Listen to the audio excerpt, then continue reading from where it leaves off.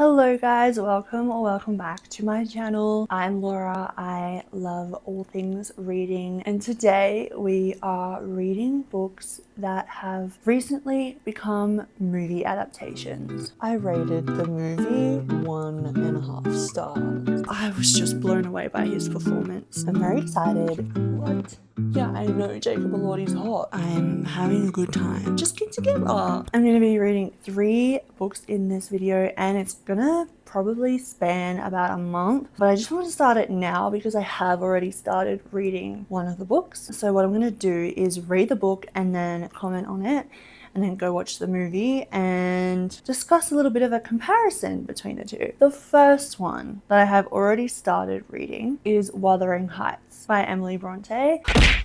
I have read this book before when I was about 15. I'm 24 now, so 9 years ago I read it. I don't remember shit, and I don't even know how I read it at that age and understood anything. So I have decided to, this time around, listen to the audiobook because I do remember struggling with some of the way things were spelt, right? Because she wrote, I'm pretty sure it's the Yorkshire accent, like not phonetically, but like I think it is phonetically. I think that's what you would say. She wrote it in such a way where I don't know what the f it's saying when I read it. So I was like, let me listen to it, see if that helps things a bit more. And I think it definitely is, or I'm a bit older and more educated and I understand things a bit better. Still, I am enjoying my time. I think I rated it 5 stars, but that was back when I would rate every single book I read 5 stars unless it was especially bad, and I would rate it 4 stars. So we can't trust that rating, but I think it will be 5 stars because it's so good. And the actress who is narrating, her name is Joanne Froggatt. I actually need to look her up because apparently she's a famous British actress. What am I saying? And I might know her. But anyway, she's really good. She's really good at narrating and doing all the different accents, and I can tell which character she's portraying by the accent that she uses and the tone of voice as well, which I'm loving. It's great. So I think I'm probably about 30 or 40% of the way into it right now. In my version of the audiobook, there was a little prologue, prelude, whatever you'd call it, introduction, where the narrator discussed some history behind Wuthering Heights and Emily Bronte and the Bronte sisters, and that was really, really interesting.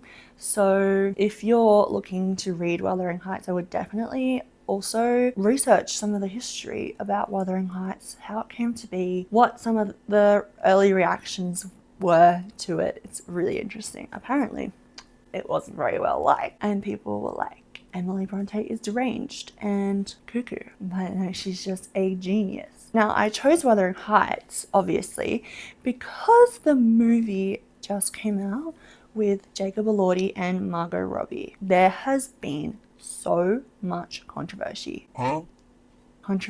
around this movie, and I think it has to do with Jacob Elordi's casting as Heathcliff. Heathcliff, while his race is never explicitly stated, he is not a white man. That guy is brown or black. Jacob Elordi is not. And I think a large part of the book and why Heathcliff is the way he is and some of the things he does is to do with how he looks and how he is perceived just because of his looks. And when you take that away, a large portion of the story is gone. So I'm going to read it and then I'm going to go watch it. I will keep updating you on my thoughts as I get further in. As for the book, I'm obviously, as I said, really loving it. I love Heathcliff. Kathy is crazy, but love her. I love their story so far. I remember sort of what happens, but not really. Like, I remember the main big thing that happens, but not really what happens after that. So that's all from me right now. I will update you a bit later on.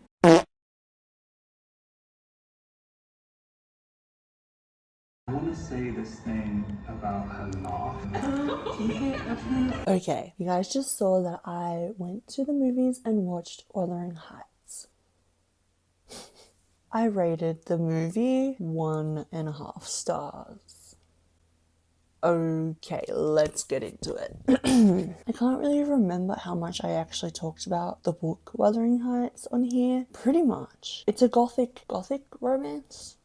Just a gothic vibe. And the whole thing is being narrated by Nellie, the housekeeper. Or I forget what she is. I think she's Catherine's lady in waiting. No, I don't know, something along those lines. And she's telling this dude, I think Mr. Lockwood. Anyway, so he comes and he's traveling and he stays at Wuthering Heights. He's staying with Heathcliff.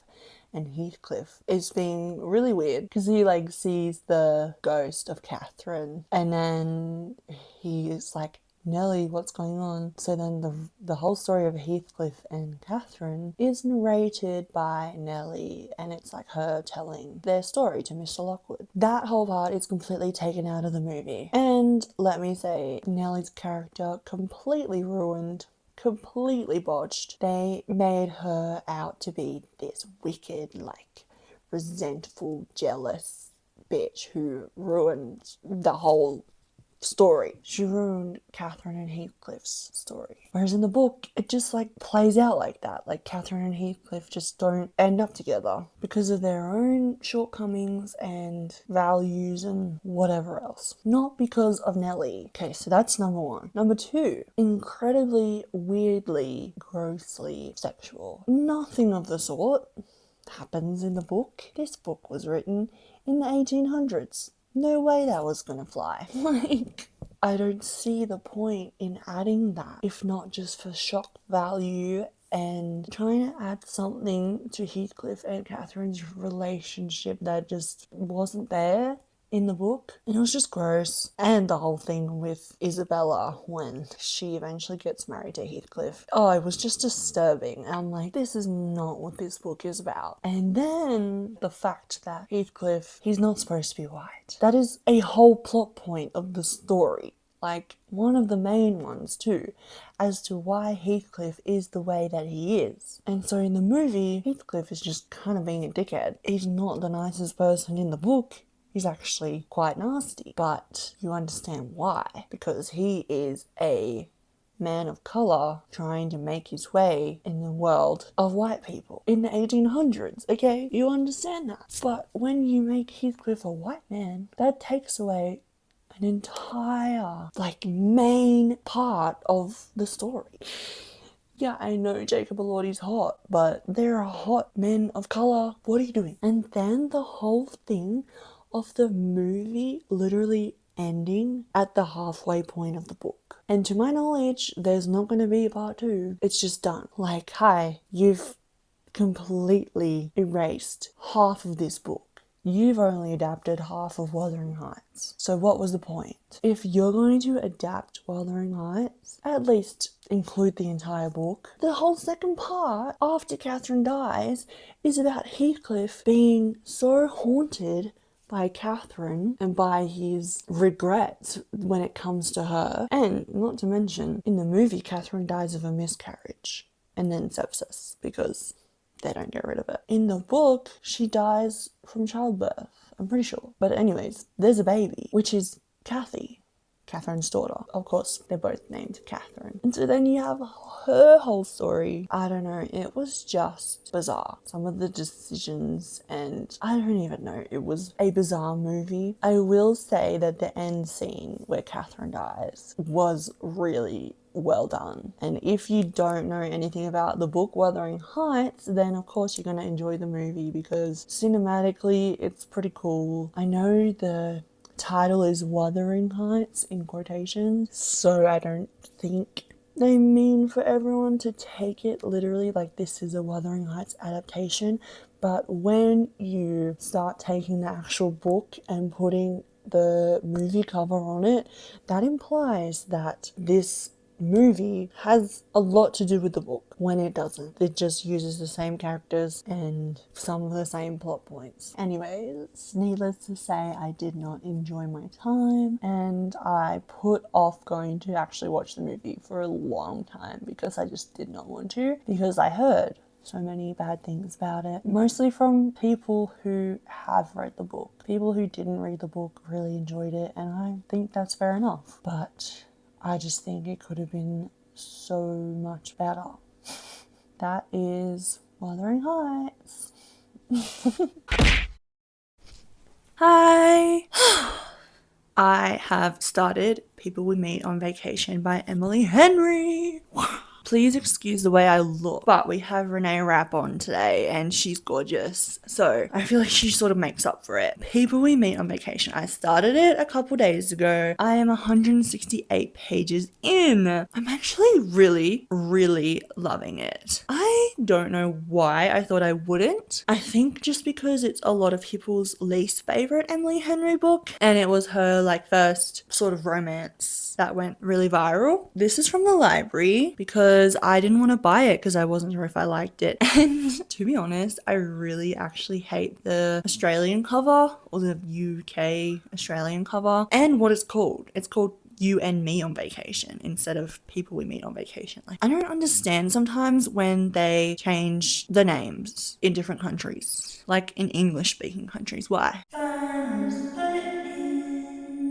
I'm really liking this. It's typical Emily Henry fun. I'm finding myself like giddy, but not really yet because they're still friends and not letting anything else happen. But I'm like so excited to see when they finally get together. I think I really like this trope, the sort of friends to lovers. I mean, sometimes it's annoying because, come on, it's so obvious to everyone else but the two people that they're in love and they just won't get together. And it's like, what are you doing? Just get together. And it is also good because I am picturing Tom Blythe as Alex and of course Emily Beta as Poppy, but Tom Blythe is just stunning. He was a great pick for that character, I feel. I am interested to see how some of the scenes are in the movie and if they've kept a lot of the scenes. I really like what's happening in here right now.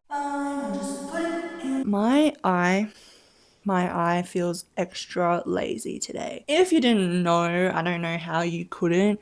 I have a lazy eye. I actually think I have two lazy eyes. I think both of them are lazy. But I'm really tired right now. So this one, oh my god. Did you see that? This one's sort of just not coping.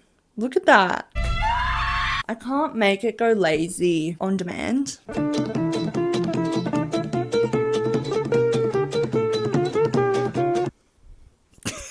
Oh, it's just really bad this morning. Okay, I don't know why I started talking about that. Let me say what this is about, basically. We're following Poppy and Alex. They are friends. They met in college. They're an unlikely friendship. They're very much opposite people. It was very much when Harry met Sally where they like sort of just get put together to go on a road trip back home from their college because they both are from the same place, and so they're stuck in the car together for hours and they become really good friends. And it spans over like 12 years, goes back and forth between like present day and past trips that they've been on. So they decided every year to go on a summer trip together. And in the present day, they haven't talked for 2 years because on the last trip they went on to Croatia, something happened and they were estranged for 2 years. And then Poppy just randomly decided to reach out because she was depressed and like missing him because she loves him. Because they love each other. Because they're literally in love. And they reconnect and they're on a trip for the first time in 2 years together. But it does keep going back. And we see like scenes from their past trips and how they really grew as friends. And I actually really, really love it. And I'm actually so excited to watch the movie after this. I don't know why I didn't think I would like it. I was wrong. I'm loving it. Alright. Peace.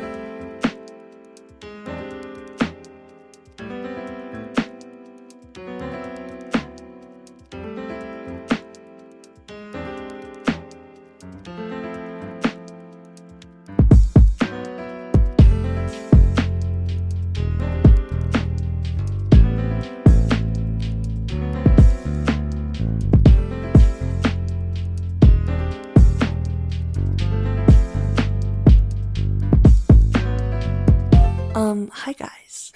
Little bit of an update for people we meet on vacation. I am beyond obsessed. I can't believe it. I can't believe I ever thought that I wouldn't like this book. I can't believe that I waited this long to read it.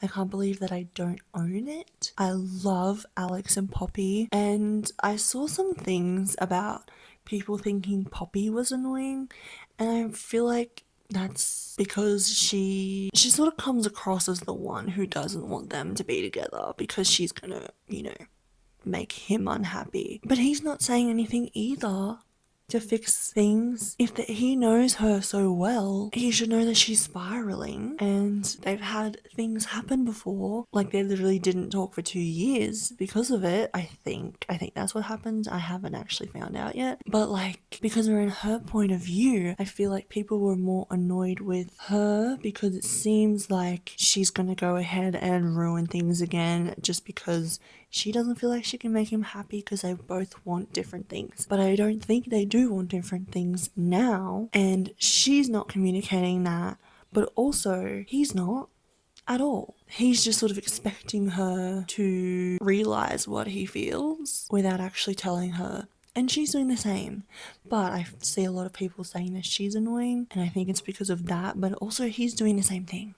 Okay, so it's a bit of not miscommunication, just like literally not telling each other how they feel, truly. But the scene I read last night, jaw on the floor. I was giddy. I was kicking and screaming in my house at 11 p.m. at night, just like, oh my god. I'm not excited for where it's about to go. It's gonna be the third act conflict. I have about this much left, maybe 80 pages left. We're reaching the third act conflict. Everything was going well, and now something's gonna happen. But I can't wait to see them get back together and realize that they're actually made for each other. Like, seriously? Okay, I'm gonna go read. I'm having so much fun. Okay, bye.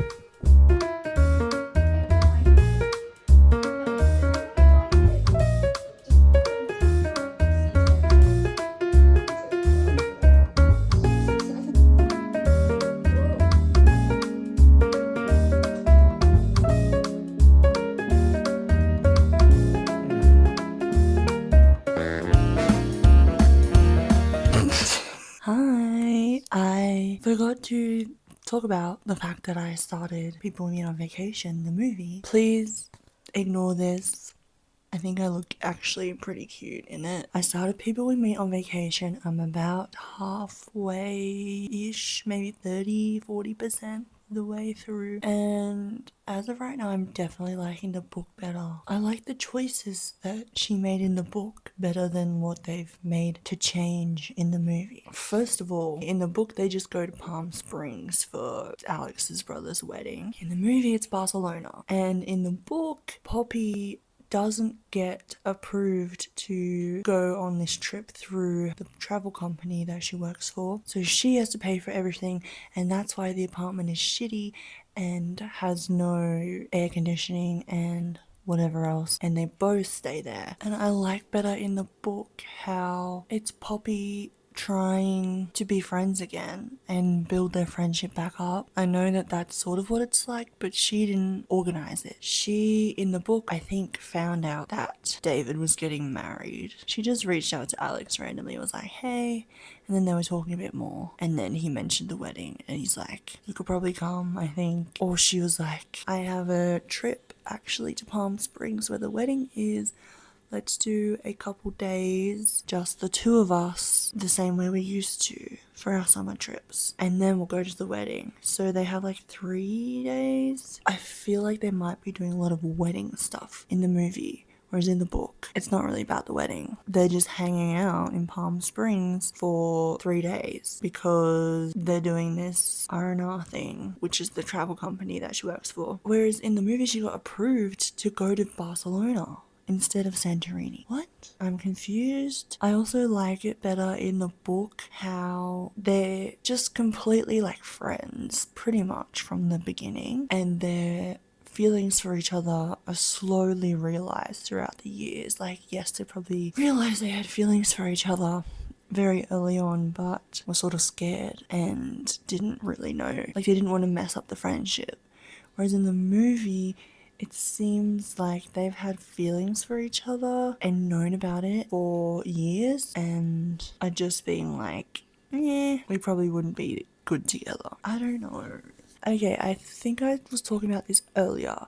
I've heard a lot of people talk about how annoying Poppy is. And in the book, I was like, she doesn't seem that annoying. In the movie, she's hella annoying, and I don't know why they did that. Anyways, I'm gonna keep watching.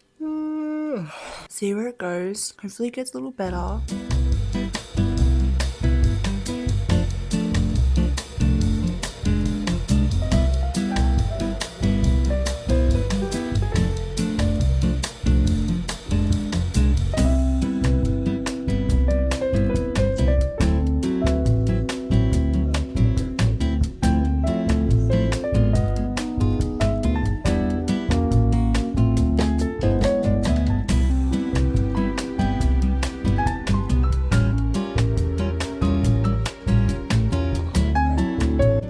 What else was she supposed to say? You literally have a girlfriend.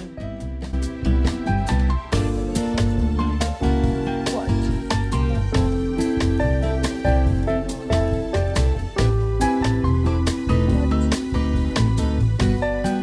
Sup. I realized I didn't formally review the People We Meet on Vacation movie, but I feel like my facial expressions were enough. Going back and watching my reactions to that, I actually forgot what happens in the movie, and I forgot how mad I was at some of the things that they changed for no reason, like maybe to just make it more dramatic. But I really truly think that the book was done so much better, and they could have done it a lot more justice with the movie. I don't know. They were just trying to make things entertaining and dramatic, which they already sort of were in the book. I mean, I don't know. Emily Henry does such a great job of making you care about characters, and I feel like in the movie, I didn't care about them. I didn't care if they got together because they didn't feel as suited as they did feel in the book. I don't know. I feel like they sort of ruined the characters. Anyway, I can't remember what I gave the movie on Letterboxd. Here is my review, but I can say I definitely 100% loved the book a lot more than the movie, and I was really kind of disappointed with the movie, but it's still a fun time. Just think they could have done better. Hello you guys, I literally have no idea when the last time I filmed was for this video. It has been a while, but I thought I should update you that I am starting Project Hail Mary today. I'm very excited. I'm going to see the movie in a week, so have to start it soon. It is about, oh, it's a long book. No spoilers. It's about 476 pages. I'm a little intimidated because it is sci-fi, but I have heard amazing things about it. What are you doing? I just want a hug. Okay. Hi, YouTube. As I was saying, I have heard very good things about it, and I've heard that it is quite funny as well, but I am still intimidated. I will update you as I get further in, but yes, let's go start this.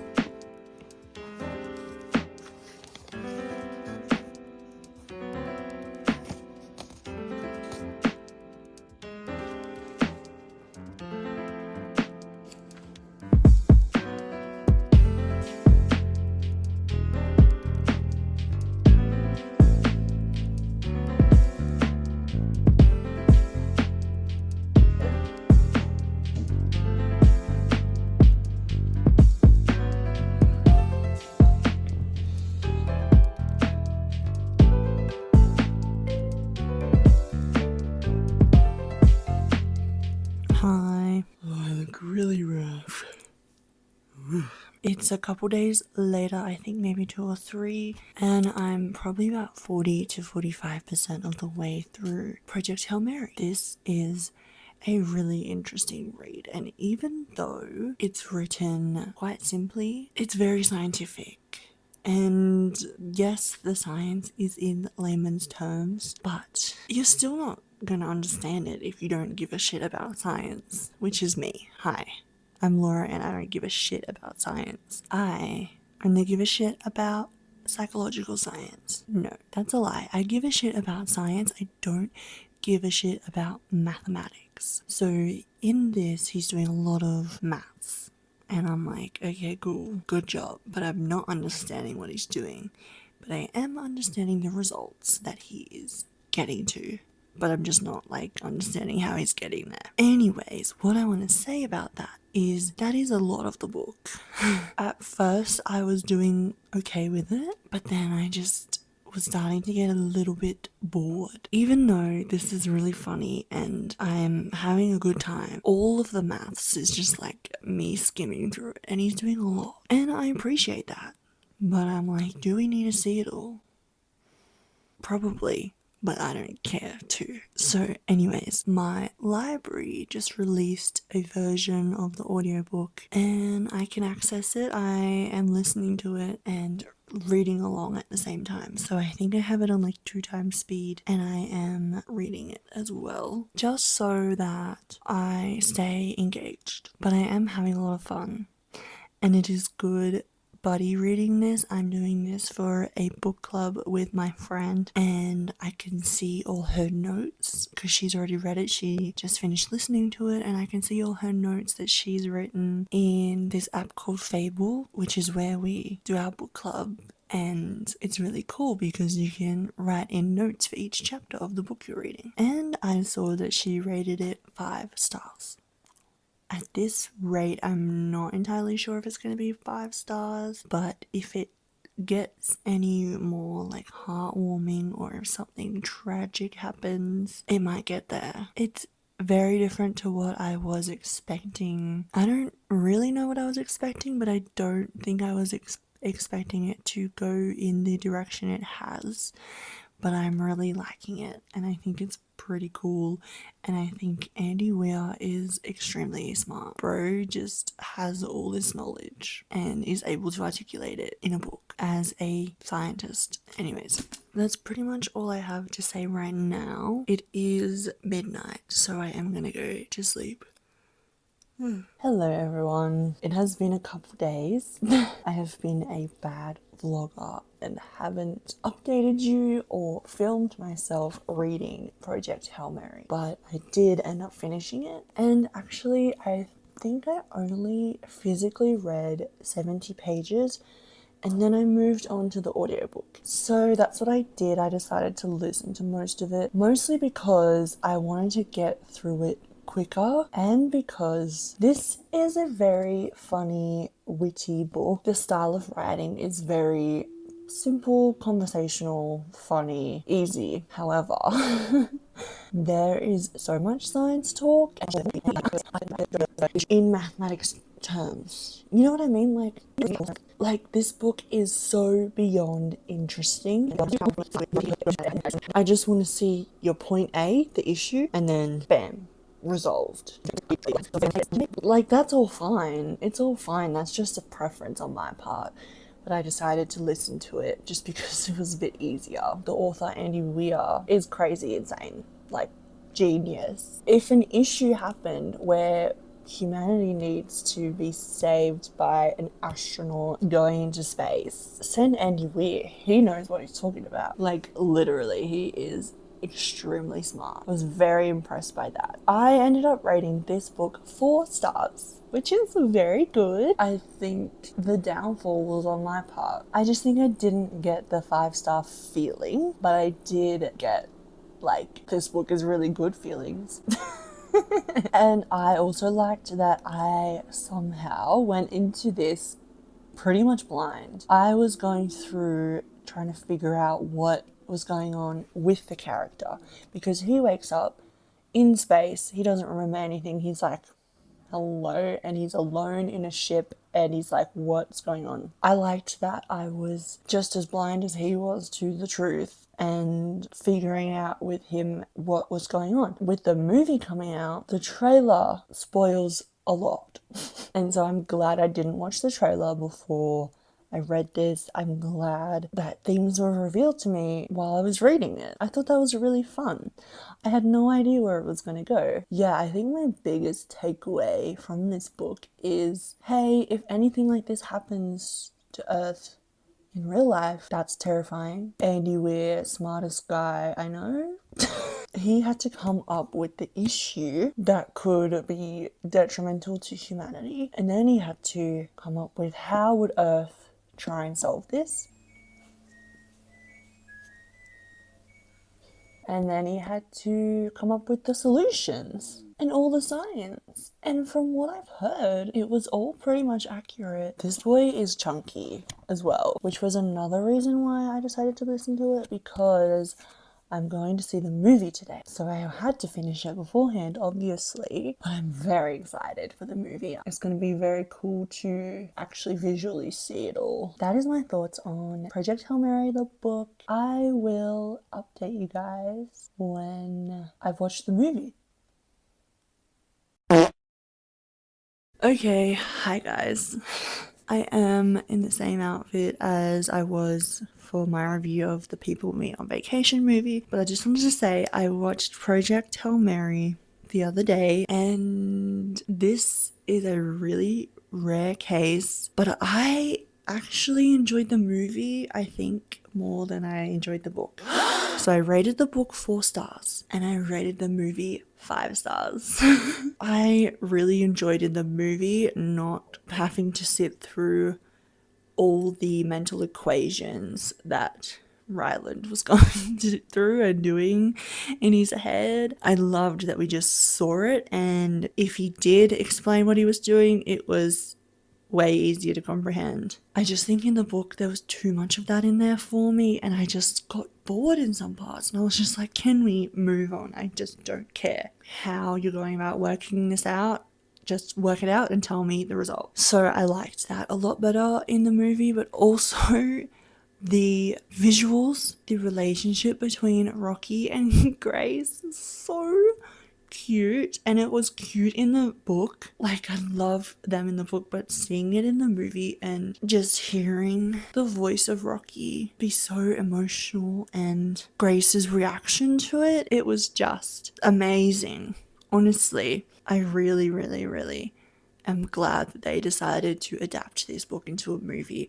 I think it was always meant to be a movie. The visuals and everything that you can do with the plot like this in a movie is just amazing. Like, it turned out perfectly, I think. I really think that Ryan Gosling did an amazing job. He had to be in virtually every scene, and I was just blown away by how he made us feel. The connection between him and this puppet, because he was acting with a puppet or nothing at all, or just the voice or something. I was just blown away by his performance, and I was blown away by the score and the visuals in space. Okay, they were amazing. Yeah, I'm definitely glad I read the book first, because I was able to understand a lot of the science that they didn't go into depth in the movie, and then explain that to my boyfriend who hasn't read the book.